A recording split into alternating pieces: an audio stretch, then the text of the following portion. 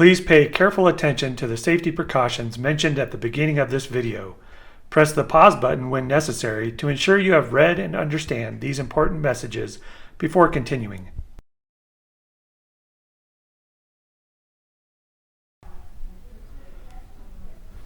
Safety should always be number one.